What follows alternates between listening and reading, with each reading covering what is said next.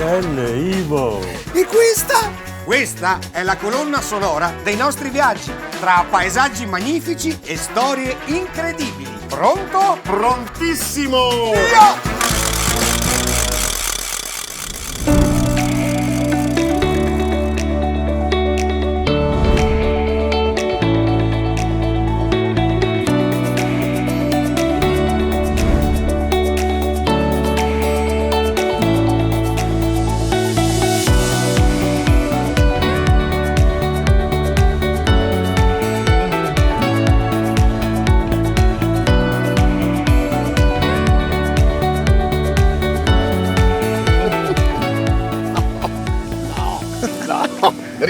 Dritto. Ivo Gallo, Dimmi Lele Marcassa. dimmi la verità. Ti dico la verità. Sei contento? Contentissimo, ma tu dimmi, dove mi hai portato?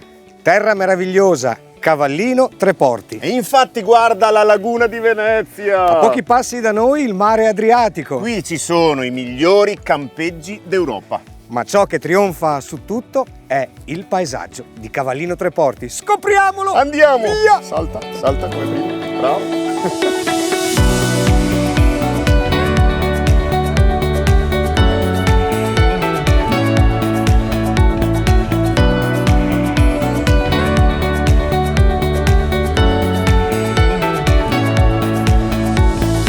Benvenuti a Cavallino Tre Porti. Con orgoglio e una grande soddisfazione vi accolgo nella mia terra, nella mia città, nella mia meravigliosa penisola.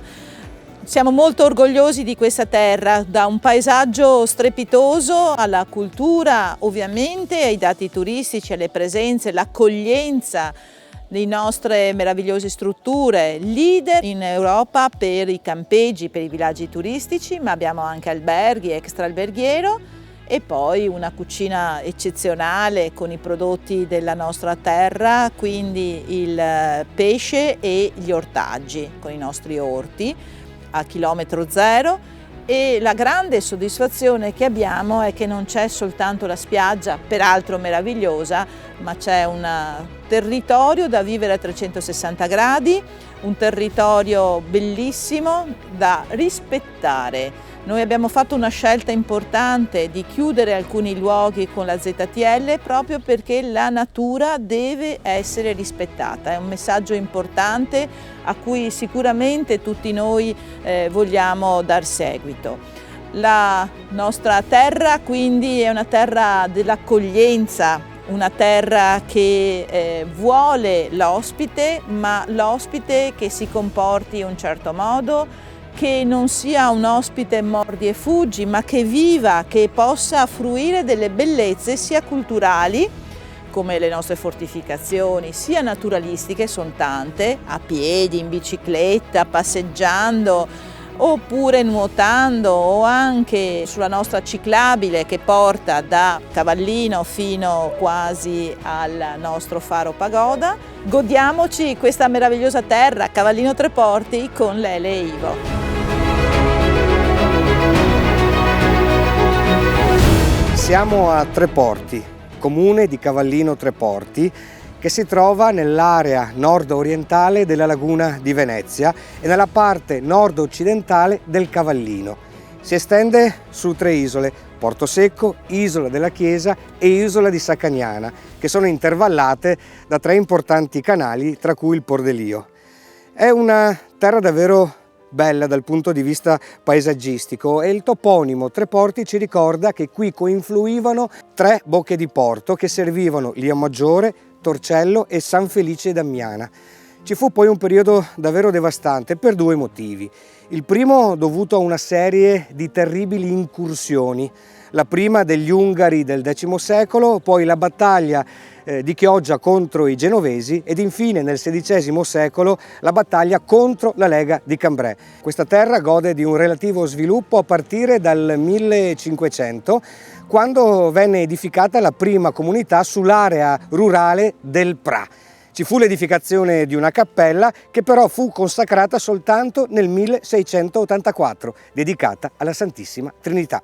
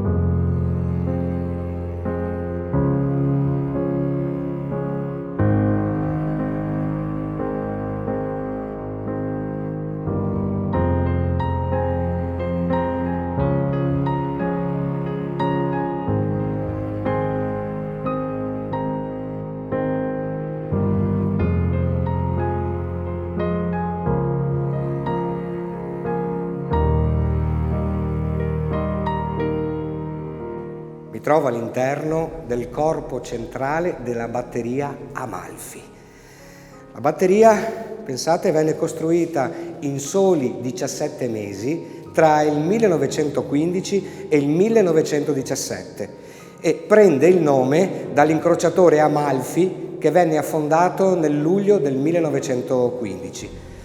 Pensate che questo enorme complesso, questa fortificazione, contava ben 14 edifici, destinati ovviamente ai vani alloggio di soldati e ufficiali, ai condotti di aereazione e a grandi magazzini che contenevano granate e proiettili. Il corpo centrale, dove mi trovo io, era sovrastato da una torre girevole, poteva appunto ruotare di 360 gradi, su cui erano collocati 2 cannoni calibro 381 mm che potevano sparare delle granate del peso di 875 kg. Pensate, con una gittata di oltre 20 km. Come tutte le fortezze batteria presenti sul litorale, vennero costruite per difendere la città di Venezia.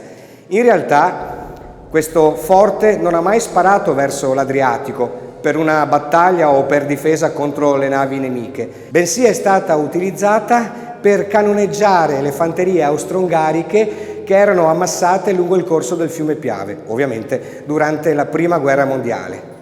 Nella Seconda Guerra Mondiale la batteria venne occupata e utilizzata dai tedeschi, questo ovviamente sino all'aprile del 1945, dopodiché venne dismessa e disarmata. Dovete immaginare che quando era attiva era semicoperta di sabbia, questo per attutire eventuali colpi nemici, ma soprattutto per mimetizzare la fortezza, che era unita insieme ad altre da una rete ferroviaria a scartamento ridotto. Ora ascolteremo Alberto e poi forse andremo alla scoperta di questa rete importante che univa queste fortificazioni e che rende questa terra davvero unica dal punto di vista storico-culturale.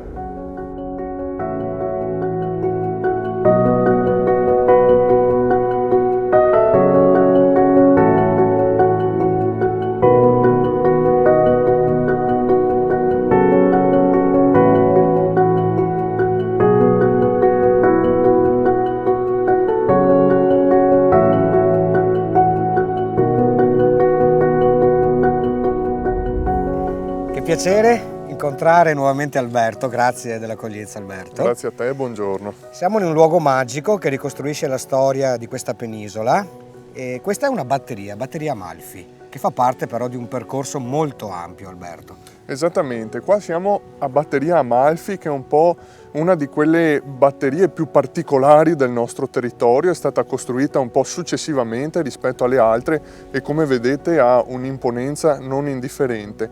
Ma dicevi bene, si trova all'interno di un percorso, perché a Cavallino Treporti non c'è solo Batteria Amalfi, ci sono altri luoghi. Batteria Pisani, che avete visitato lo scorso anno, Batteria Radaelli, Batteria San Marco. Questa è Via dei Forti, che assieme alle oltre 200 fortificazioni che si trovano a Cavallino Treporti danno forma e vita a quella che è un percorso culturale e di turismo culturale. Infatti noi siamo abituati a considerare queste zone litoranee per l'importanza legata all'estate, al sole, al mare Adriatico. In realtà questa terra offre paesaggi, strutture e storia che sono davvero straordinarie. E il nostro obiettivo è proprio quello di portare a conoscenza le persone di quanto questa zona può offrire al turista, non solo dal classico posto lungo il mare, ma all'interno di queste terre. Assolutamente sì, il turismo è fatto di esperienze e quando si visita un luogo qual è cosa migliore se non proprio conoscere la sua storia, vedere anche quegli aspetti nascosti. Tenete presente che questi luoghi, i luoghi di Via dei Forti, sono stati nascosti fino al 2017 circa. Una persona che conoscerai tra poco, Furio Lazzarini, ha avuto il compito di studiarle, le ha studiate molto approfonditamente e ci ha dato la possibilità oggi di vederle ma anche di conoscerle, perché un luogo lo puoi vedere ed è un luogo, ma nel momento in cui lo conosci, nel momento in cui fai cultura, è il luogo della cultura ed è lì proprio l'importanza per tutte le persone che sono a Cavallino Treporti conoscere e poter creare nuova cultura all'interno. Che belle parole che hai usato, caro Alberto. Io infatti, dopo aver visto gli interni un po' spettrali, un po' particolari di questa batteria, con la bicicletta raggiungerò insieme a Divo Gallo, il buon Furio, perché andiamo alla ricerca dell'antica ferrovia a scartamento ridotto che collegava questi forti. Grazie Alberto. Grazie a te. E speriamo questa sia una stagione tra le migliori della vostra storia. Esatto, buona biciclettata. Grazie. Grazie.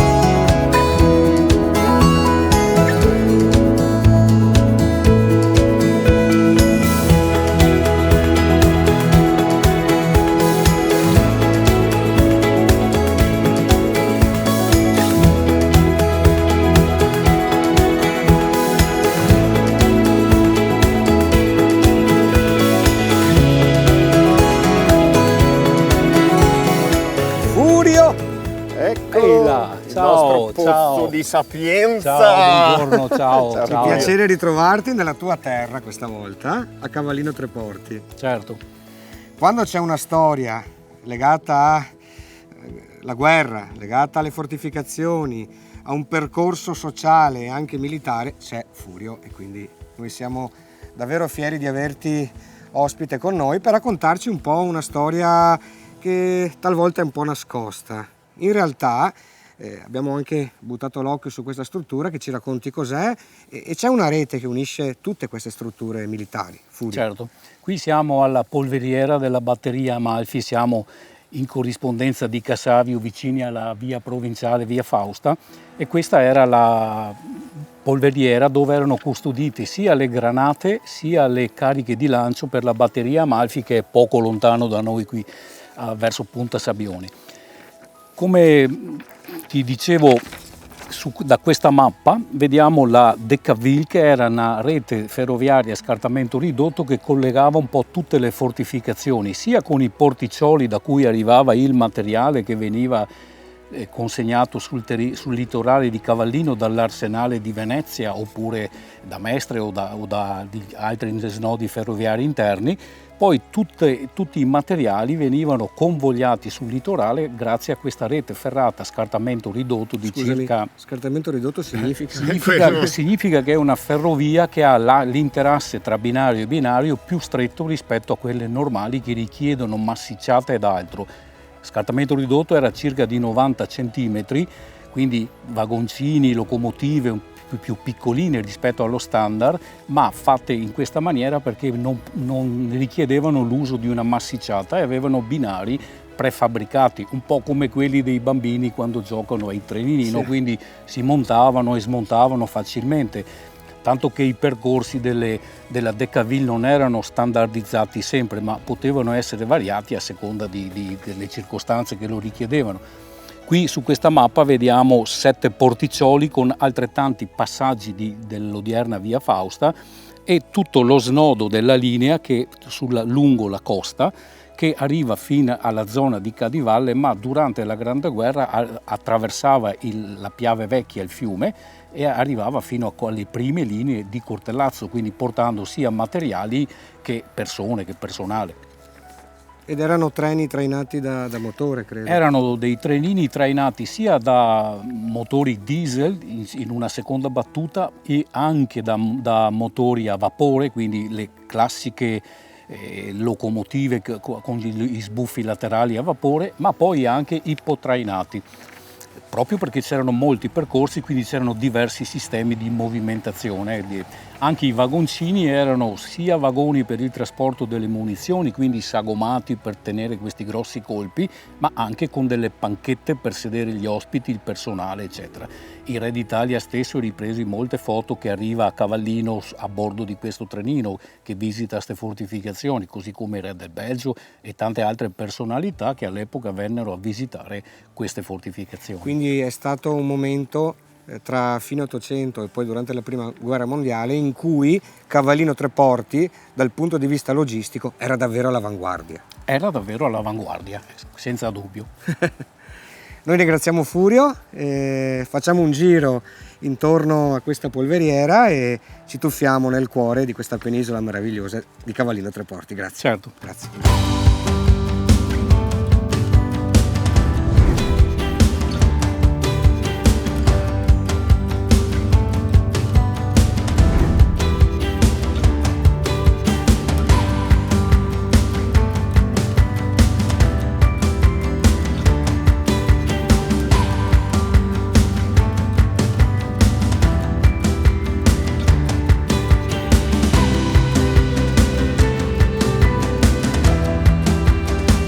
Ogni volta che mi trovo in questo luogo mi viene in mente il traffico di navi commerciali ma anche militari che per centinaia di anni hanno varcato quest'area lagunare per entrare al bacino di San Marco.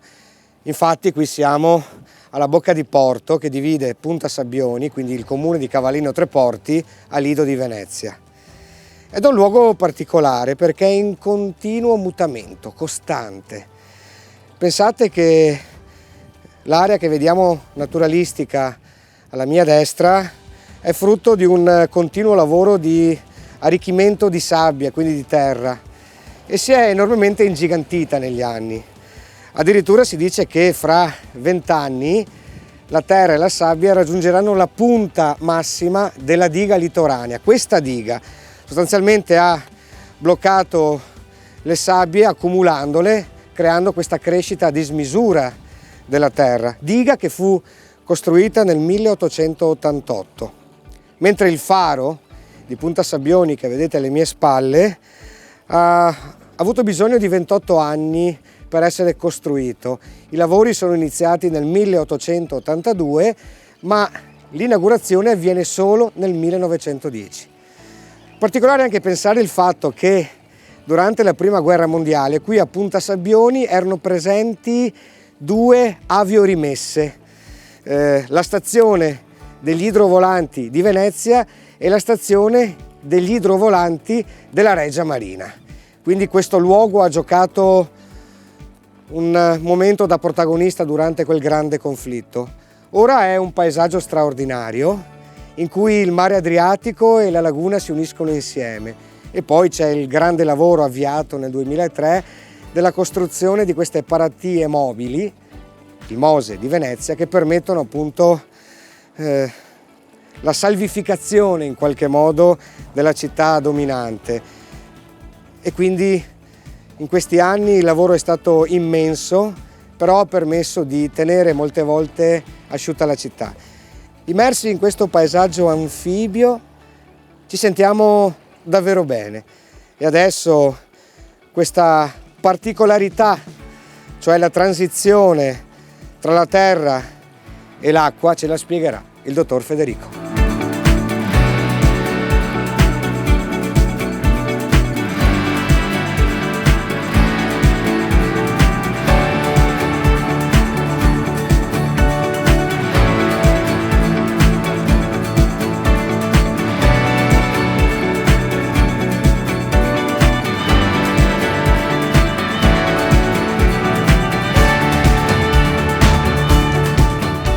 troviamo qui all'interno dell'area protetta Boschi e Dune di Punta Sabbioni, un'area estesa per circa 36 ettari e è un'area molto particolare perché rientra all'interno di una rete ecologica più ampia che è Rete Natura 2000, una rete diffusa su tutto il territorio dell'Unione Europea al cui interno vanno mantenuti determinati comportamenti e vigono delle regole per cui devono essere garantite la sopravvivenza e il mantenimento degli habitat e delle specie sia di flora che di fauna a rischio. Qui ad esempio a Cavallino Tre Porti abbiamo una presenza molto particolare che è il fratino, che è un piccolo uccello limicolo che nidifica direttamente tra le dune. Essendo legata la sua presenza a quello che è l'ambiente della duna, molto spesso capita di imbattersi in questo piccolo uccello e cosa molto importante è garantire la sopravvivenza di questa specie in quanto è minacciata proprio dalle attività umane. Molto spesso cosa succede? Questo uccello si trova a nidificare qui all'interno delle dune tra marzo e giugno-luglio, quindi nel momento in cui c'è la maggioranza di frequentazione turistica. Quindi cosa vuol dire? Che dobbiamo attenerci a determinati comportamenti per evitare di disturbare proprio la specie. Come ad esempio un comportamento, oltre a quello che vale sempre di non gettare i rifiuti, può essere anche di seguire i camminamenti posti lungo le dune e inoltre non disturbare la specie, perché può succedere che se questa venisse disturbata il fratino andrebbe ad abbandonare il nido e in questo modo la specie non potrebbe più riprodursi. Un'altra regola di comportamento da osservare è che gli animali, soprattutto i cani, vanno tenuti sempre al guinzaglio nelle aree di sgambamento per i cani, in cui è proprio previsto che i cani possano entrare. Nelle altre aree in cui non è previsto l'accesso ai cani non possono entrare neanche se tenuti al guinzaglio, proprio per evitare che l'animale vada a disturbare la nidiata e in questo modo si può salvaguardare quello che è la specie. Vi invito quindi a visitare i boschi e le dune di Punta Sabbioni per immergersi all'interno della natura e poter respirare quello che è il benessere e il beneficio che ci possono dare i boschi e la vegetazione.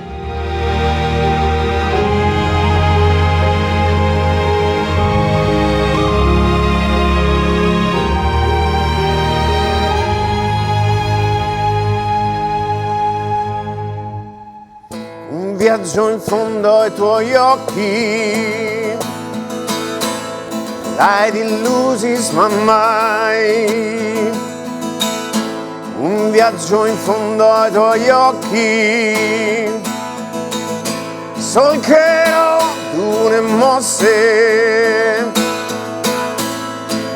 non cry però poi con l'amore giù e miseria. Noi guardammo il blu, il mare in fondo ai tuoi occhi, e nudi lambì, e il vento in fondo ai tuoi occhi, carezzò dune mosse. Non cry e noi poi ora mo giù si rimbalzò, yeah, tornammo su.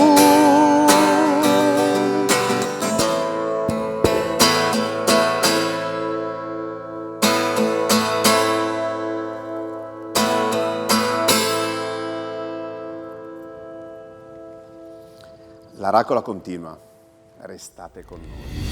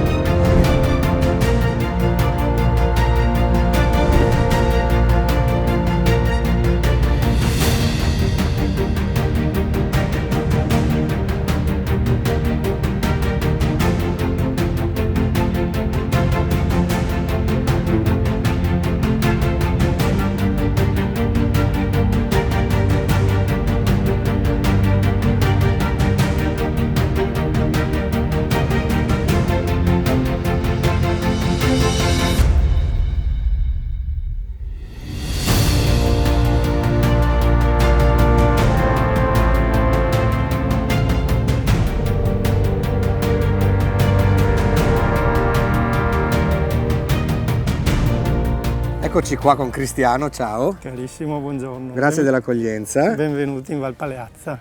Val Paleazza, una valle importante per quest'area del Veneto perché produce un pesce di altissima qualità. Sicuramente. E perché è più buono degli altri? È più buono perché innanzitutto c'è un tasso di salinità molto elevato, che questo va ad incidere nel sapore del pesce. Ecco che noi, producendo questo pesce così importante per questo tipo di attività, andiamo a mantenere ancora in vita questa valle, che comunque è una tra le poche che vive solo ed esclusivamente di itticoltura. Si autosostiene con questo tipo di attività che perdura da secoli, perché ricordiamo che un po' hanno cominciato i romani, soprattutto però con le insaline, no? Quindi con la produzione di sale proprio per la salinità di queste acque. E poi i veneziani hanno in qualche modo regolato le valli, quindi hanno suddiviso la valle, l'hanno sbarrata con degli argini, Sì. Il sistema di poter in qualche modo fare arrivare il pesce nel colauro, che è questo alla nostra destra, no? Questa vasca, no? Questa vasca da dove passa il 90% del pesce che produciamo.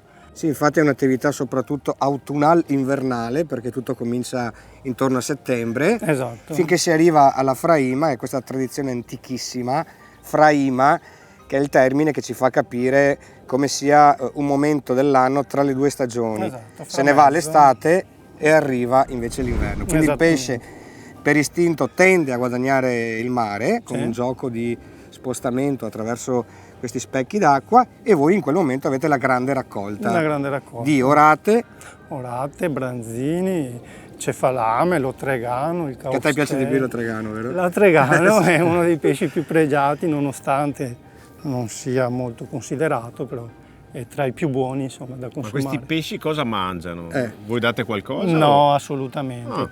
Il pesce all'interno di Val Paleazza cresce ed esclusivamente in maniera naturale, cibandosi di quello che trovano all'interno dei laghi stessi, che sono molto ricchi di tutto quello che a loro serve. Tipo i gamberetti, quelli piccoli. Tipo i gamberetti, tipo le vongole, tipo le alghe. Cristiano, com'è vivere qua e lavorare qua? Vivere qua è magnifico, perché comunque è un'attività all'aria aperta, ci vuole naturalmente tanta passione e tanto sapere, nonostante sembri così facile, ma hai comunque a che fare con degli esseri che hanno bisogno tutti i giorni di avere acqua ossigenata, di essere protetti dai venti gelidi da nord-est durante l'inverno, quindi li devi proteggere con dei frangiventi.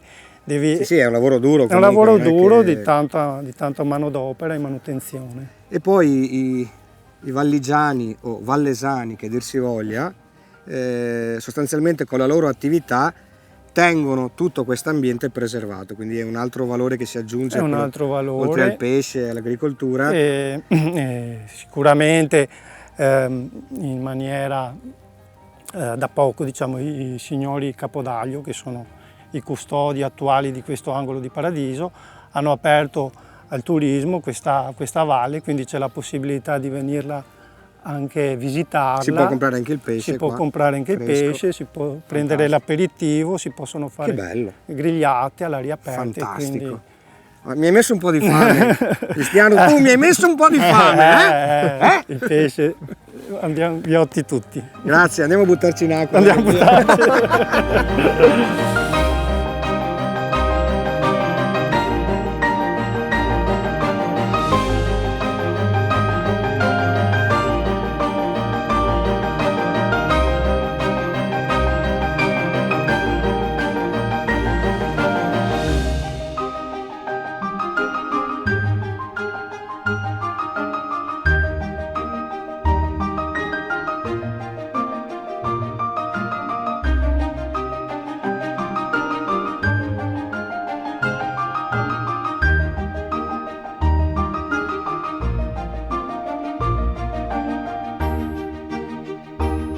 Ascolta, piove dalle nuvole sparse, piove sulle tamerici, salmastre ed arse.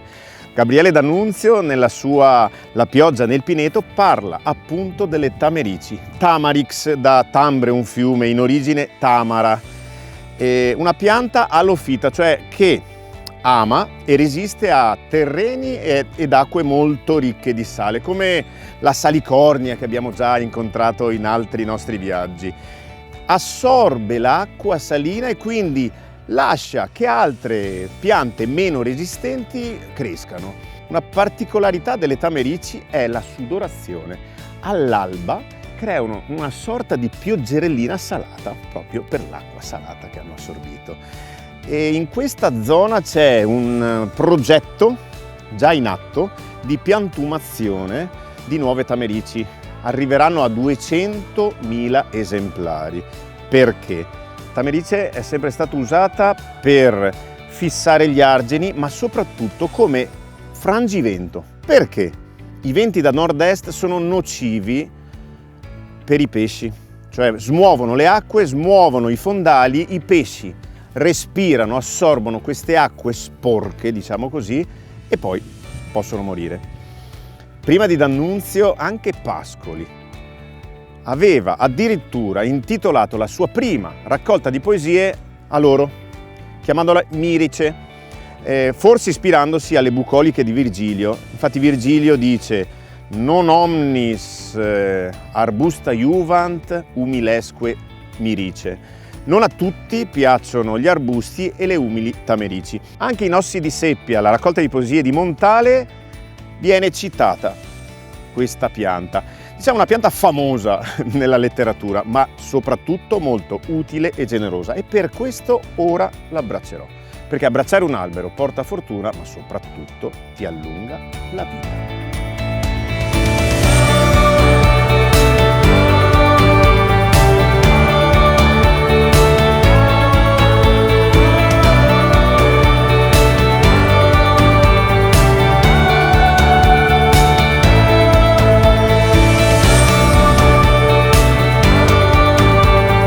Oh, che bello, ho raggiunto le Mesole con Alessandro. Vedete, è vestito da tipico bird watcher, si può dire, ecco. E le Mesole perché è una zona di mezzo, no? Tu mi insegni, in quanto si trova tra il mare e ovviamente la laguna. Quindi siamo nel cuore di questo paradiso ambientale che tutto il mondo ci invidia, in una valle da pesca. Perché le valli da pesca sono così importanti per la salvaguardia e l'equilibrio, diciamo, delle biodiversità, caro Alessandro? Beh, la valle da pesca ha tradizioni di gestione secolari, mestieri tramandati da padre in figlio da secoli, e proprio questa gestione della valle da pesca fa sì che all'interno di una valle da pesca ci siano parecchi habitat. Questi habitat ovviamente sono orientati per l'ottimizzazione della pesca, ma ovviamente anche per la presenza degli uccelli. Quindi è un caso in cui l'intervento umano nei secoli non ha distrutto l'ambiente, anzi l'ha quasi aiutato a mantenere un equilibrio. Su questo argomento ci sono pareri opposti. Il mio è che l'attuale gestione delle valli a pesca sia fondamentale per la valorizzazione del territorio. Cioè, se domani mattina non esistesse più questa attività, la natura ne perderebbe. Se poi la mettiamo nell'interno del contesto di questo territorio, come ti dicevi te, è tra terra, mare e con una varietà estrema, è un posto che da quando io ero piccolo, per cui da sempre, da quando è nato il birdwatching in Italia, proprio gli anni 80, è la meta dei birdwatcher. Questa cosa si sta sviluppando sempre di più, perché molte sono le specie di uccelli che durante il periodo primaverile vengono a nidificare. E quindi oltre alle anatre cosa si osserva in questo paradiso? Nelle valli da pesca particolarmente nidificano per esempio 4 tipi di gabbiani, per cui il gabbiano reale, il gabbiano comune, il gabbiano corallino molto interessante, da poco qui a Cavallino Tre Porti anche il gabbiano roseo, e tutti e 3 i tipi di sterne presenti da noi, per cui la sterna comune, il fraticello, il beccapesci, uccelli che fanno migrazioni lunghissime e per cui sappiamo, perché alcuni di questi uccelli sono marcati, che uccelli nati in queste zone poi sono stati visti in Sudafrica, in Namibia. Tanto quanto tu hai visto dei fenicotteri provenienti dalla Francia, dalla Turchia, dal Marocco. Il fenicottero è un'altra delle novità, perché nel secolo scorso non era presente qua nella laguna veneziana. Si sono visti per la prima volta a Lio Piccolo, si sono riprodotti per la prima volta a Lio Piccolo, tra l'altro proprio in questa valle, e adesso è l'attrazione di questo luogo. Vengono a centinaia le persone da tutto il Veneto a vederli qua, e questo ha creato anche dei problemi di viabilità. In questo senso Devo dire che il comune È stato lungimirante, ha attento. avuto l'idea di fare questa scelta sicuramente coraggiosa, perché all'inizio non è stata capita, ma lungimirante, come dicevi te, di diciamo, limitare l'accesso a queste zone, proprio perché ci fosse si potesse usufruire di questo territorio in una maniera ecocompatibile. Senza disturbare. Per cui si accede la fauna, con le biciclette, si accede a piedi. Questa cosa è stata capita dalle persone e lo sviluppo di questo territorio è assolutamente nell'ottica del turismo sostenibile. Io credo che se era da sempre per noi veneti un posto, appunto la mecca del birdwatching, in futuro possa diventarlo anche a livello europeo, come lo è la Camargue o altri posti particolari della Spagna. Alessandro, se sei d'accordo, saliamo sulla torretta e guardiamo questo splendore, questo paesaggio che è unico al mondo. Sì, da un'ottica decisamente migliore. Privilegiata. Esattamente. Andiamo? Sì.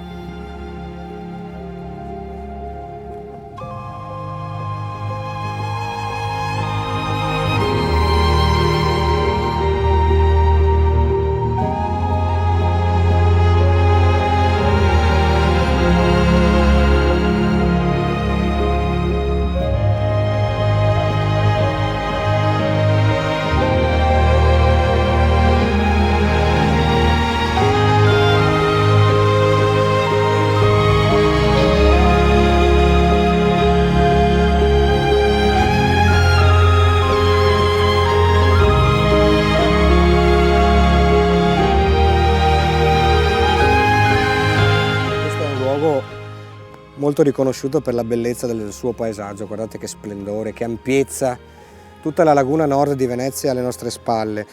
In realtà il motivo per cui siamo qui è perché da qualche anno si stanno compiendo degli scavi archeologici, un lavoro che parte da lontano, nel senso che già da 50 anni si parlava attraverso alcuni oggetti ritrovati in questa campagna lagunare, qualche reperto, della presenza di una comunità, soprattutto qui di una villa romana di epoca imperiale.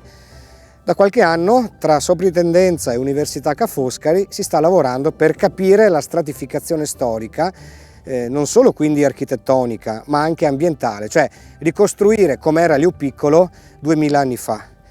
Liu Piccolo è una comunità di soli 20 abitanti che venne abitata appunto già in epoca classica, quello per cui si sta scavando e approfondendo in questo momento.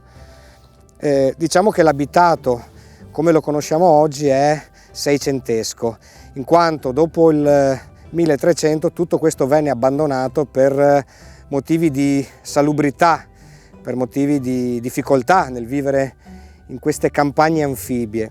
Poi a un certo punto si vede una pianta e si nota nel 1600, e siamo nel 1692, la presenza di una casa colonica e forse anche di un monastero. Quindi esiste una comunità stanziale. A un certo punto, nel 1696, venne eretta la prima chiesa dedicata alla Madonna della Neve, che poi fu ampliata nel 1700 dalla famiglia Boldù, che acquisì queste terre, costruì un palazzo e sistemò la propria attività sia produttiva, quindi economica, ma anche esistenziale. Si parla delle saline, si parla della pesca, della coltivazione degli ortaggi e di molte attività che ruotavano intorno a questo piccolo borgo, che oggi si fa protagonista di uno dei luoghi, di uno degli ambienti e quindi dei paesaggi più belli d'Italia.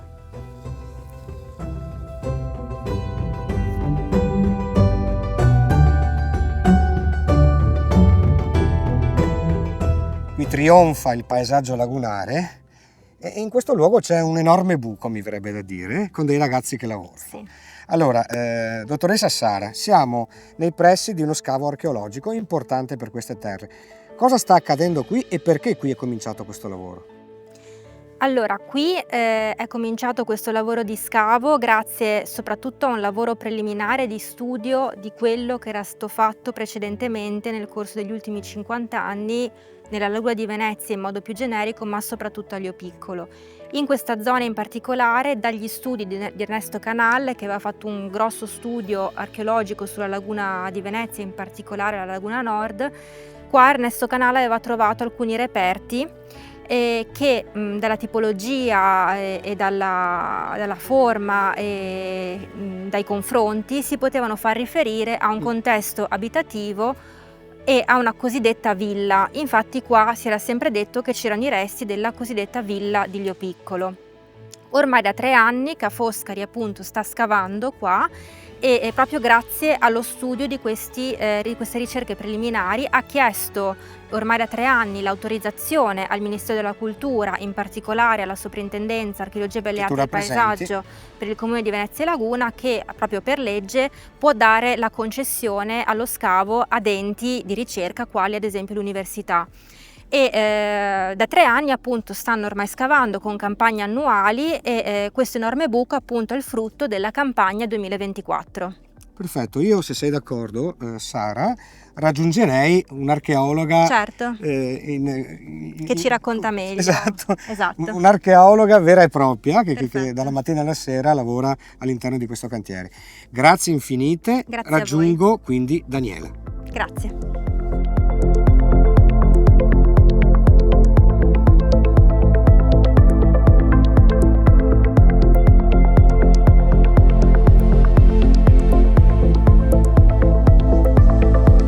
Piacere trovarmi dentro la storia, è il caso di dire, con la professoressa Daniela che sta seguendo questo scavo molto particolare. Si parla di una villa e di una realtà immersi nel panorama lagunare del Veneto. Cosa forse è accaduto qui nella storia? Allora, noi stiamo indagando come Università di Venezia Ca' Foscari, in concessione della Soprintendenza e Direzione Generale di Roma, per cercare di ricostruire esattamente che cosa in questa zona possa essere avvenuto nel tempo dal punto di vista insediativo. Lavoro con il mio collega, il professor Diego Calaone, insieme stiamo dirigendo questa operazione di scavo che mira proprio a tentare di ricostruire in che modo dal I secolo d.C. in avanti questo paesaggio sia stato abitato, utilizzato, sfruttato dall'uomo, con delle modalità insediative che vanno modificandosi nel tempo e che ci permettono, grazie proprio a uno scavo stratigrafico anche di profondità, perché stiamo lavorando anche a 2,5 metri di profondità sotto il livello del medio mare, di finalmente documentare la presenza romana in questa zona, cioè nel litorale altinate. Quindi l'idea è quella che comunque già ai tempi classici ci fossero delle comunità o quantomeno dei proprietari terrieri o di abitazioni di villeggiatura o produttive. Esattamente, sì, abbiamo proprio delle evidenze che sono sia reperti che adesso anche strutture, dati di scavo, che in epoca imperiale, quindi già a partire appunto dal I secolo d.C., in questa zona si è scelto proprio di iniziare a costruire, ad abitare, ma anche a sfruttare il territorio, con una modalità insediativa particolare che è quella proprio della villa.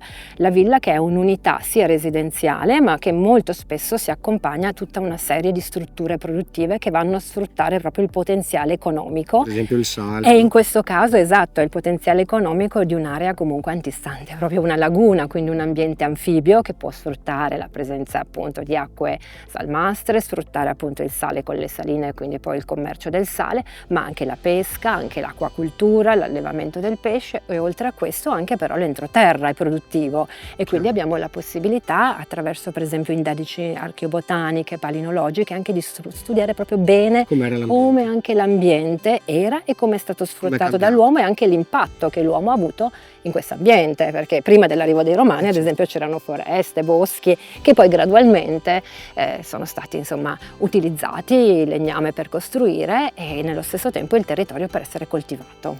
Daniela, se ci avviciniamo senza disturbare i ragazzi, vediamo un secondo il solo. lavoro, certo, sì.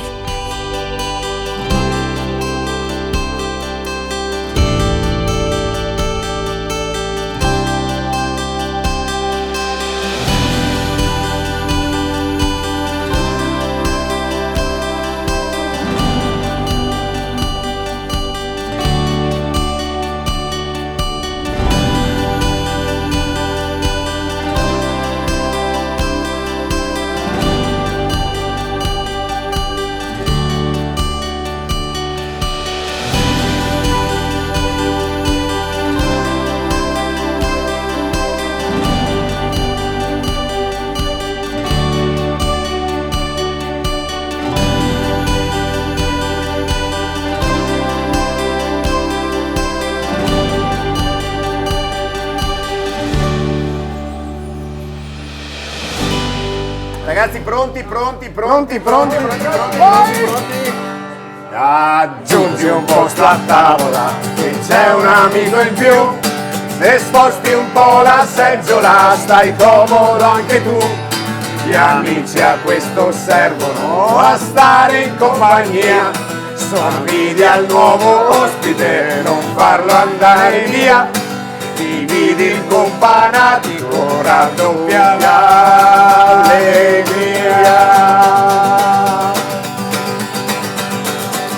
Evviva! Eccola! Una piccola pausa, torniamo fra pochissimo, vai!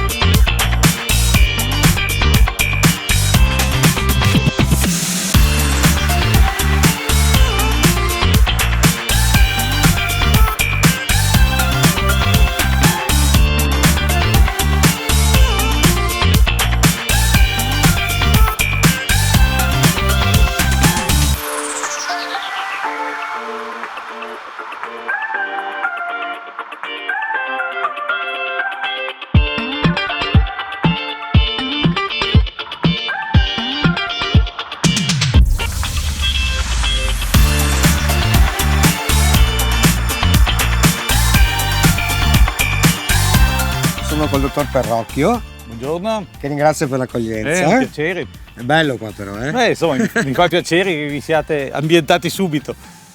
Siamo all'interno degli spazi del porto turistico Marina del Cavallino. Esattamente. Voi siete tra i pionieri di questa esperienza nautica. Sì. Siamo nati proprio con la clientela in origine tedesca che non trovava un posto in spiaggia per la barchetta e quindi si è pensato di fare un port de plaisance come esistevano in Costa Azzurra. Marina del Cavallino è stato uno dei primi d'Italia a svilupparsi come porto turistico specializzato.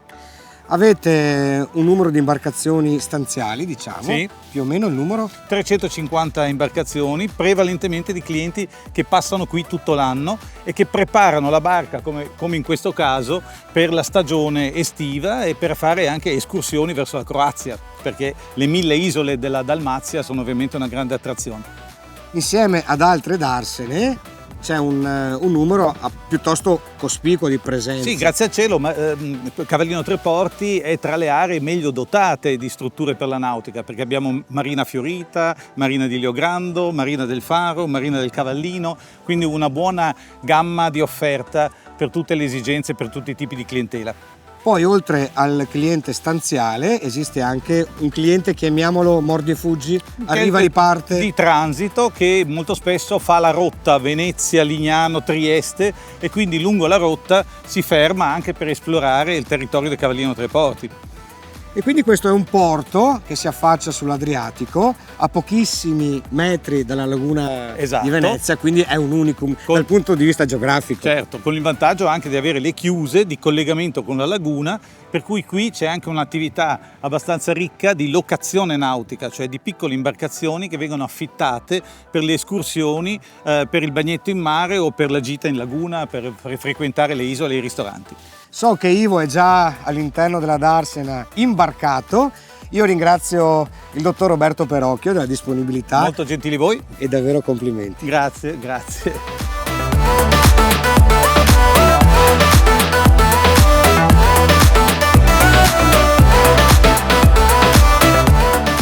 Cos'hai? Hai voglia di fare qualcosa?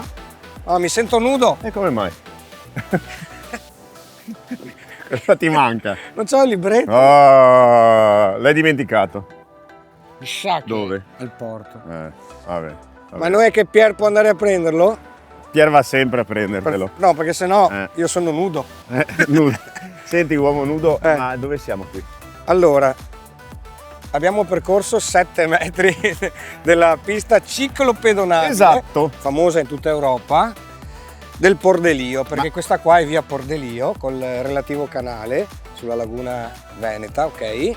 Ma spiegami, ciclopedonale. Sì, puoi andare, lo dice, a piedi o in bici. Ok. Andiamo qua a vedere il panorama. Sì, perché qualcuno pensa che no, ma è solo spettacolare. a piedi o solo in bici. Spettacolare, Qua siamo su una piarda.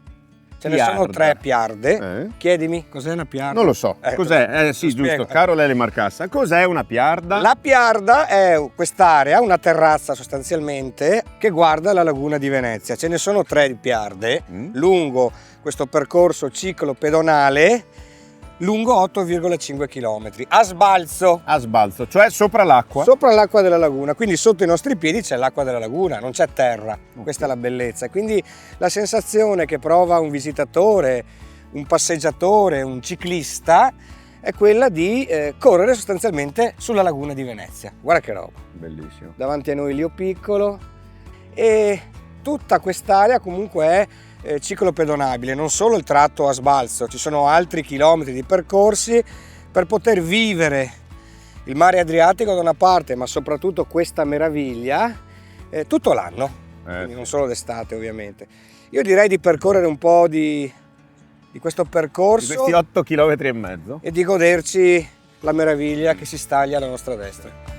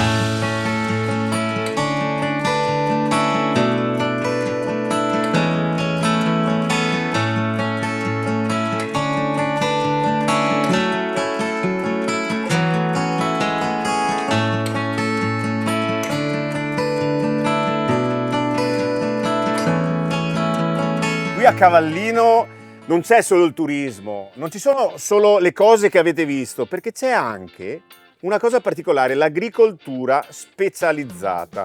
Cioè loro sono bravissimi in determinate cose, e qui all'azienda agricola Ballarin Giacinto, il papà di Paolo, ne sanno qualcosa.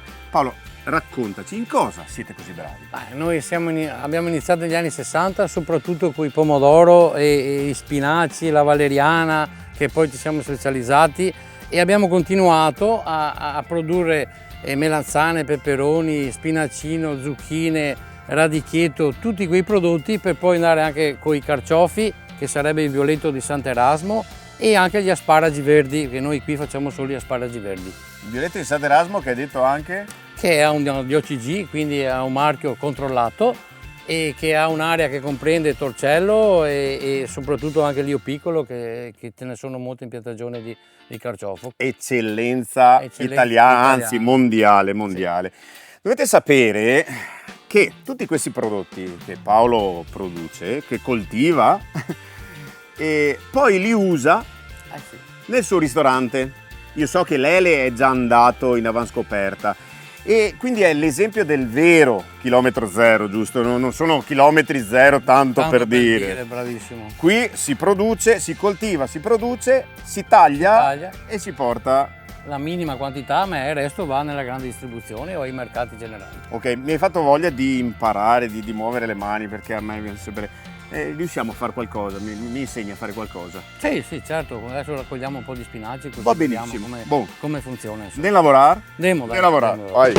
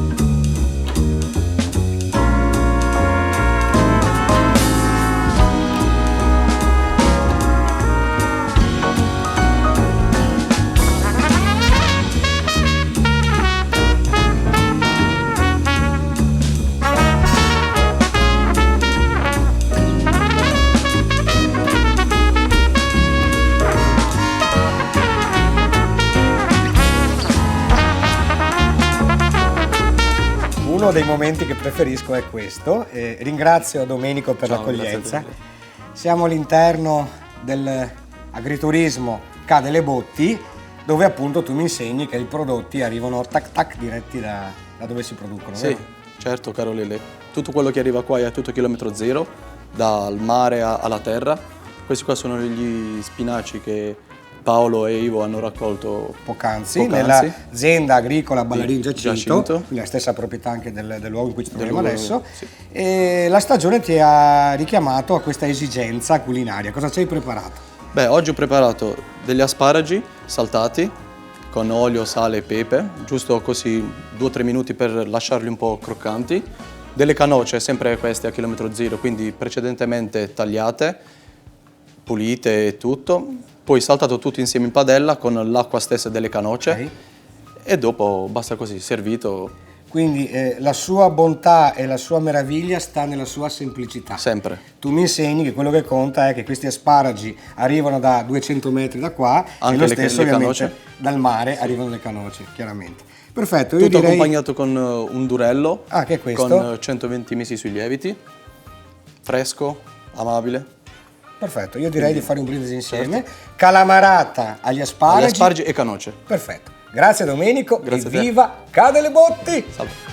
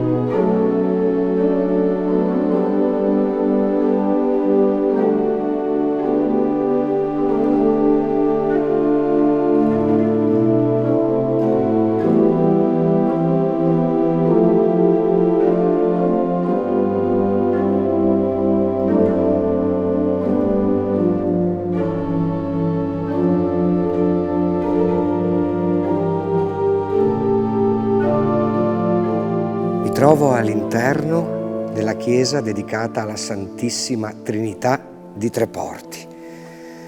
È una chiesa antica, come dicevamo all'inizio di questo percorso, è stata consacrata nel 1684, anche se già nel 1629 era annoverata tra le parrocchie della diocesi di Torcello. Quindi nonostante la dedicazione e la consacrazione è comunque una chiesa che risale circa al XVI secolo ed era un luogo importante per la socialità di queste tre isole che compongono questa parte del territorio di Cavallino Treporti.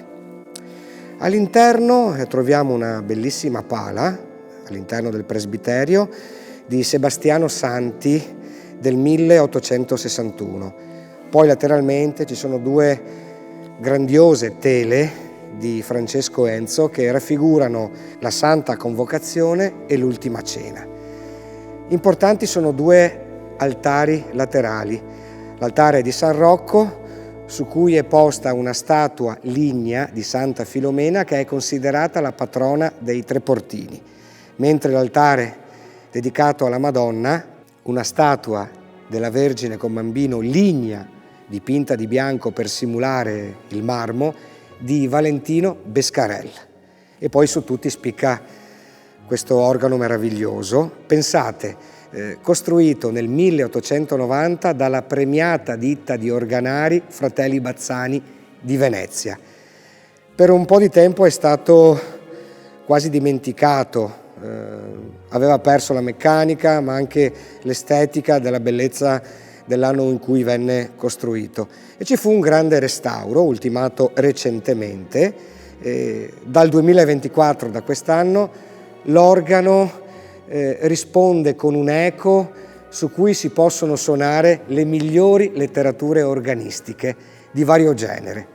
Mi piace riportare le parole di Sant'Agostino che scrive nelle sue Confessioni, riferendosi proprio alle melodie liturgiche dei cori ma soprattutto degli organi, e diceva: quante lacrime sparsi sentendomi abbracciare il cuore dalla soave melodia degli inni e dai cantici risonanti nella tua chiesa.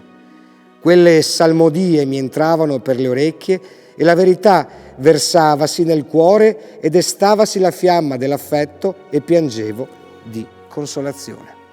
Ora lo sentiamo magicamente suonare grazie alla bravura del maestro Roberto Bertuzzi.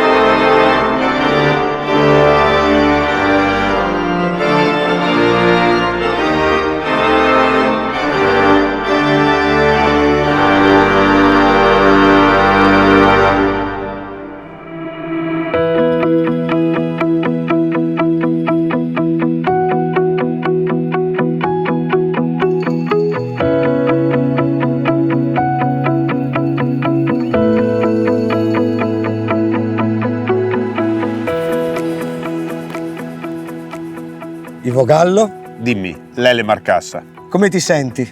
Sono davvero contento. Guarda che spettacolo.